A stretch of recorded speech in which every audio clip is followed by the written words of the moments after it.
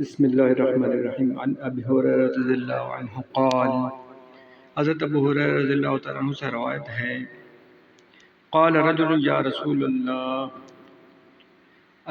ایک شخص رسول اللہ صلی اللہ علیہ وسلم کے پاس آیا اور عرض کی، من احق الناس بحسن صحبتی،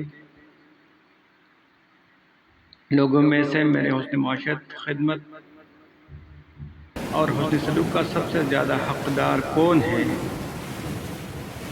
قال امک، آپ صلی اللہ علیہ وسلم نے فرمایا تمہاری ماں۔ ثم امک،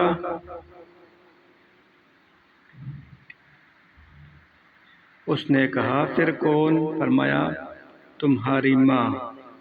ثم امک، اس نے پوچھا اس کے بعد کون؟ فرمایا پھر تمہاری ماں۔ ثم ابوک، اس نے پوچھا پھر کون؟ فرمایا پھر تمہارا والد۔ ثم ادناک ادناکن، پھر جو تمہارا زیادہ قریب رشتہ دار ہو، پھر جو اس کے بعد تمہارا قریبی ہو، اس طرح حقدار بنیں گے۔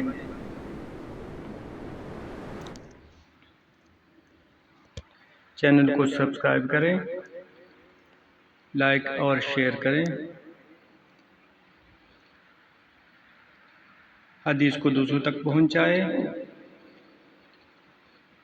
تاکہ آپ کے لیے صدقہ جاریہ بن جائے۔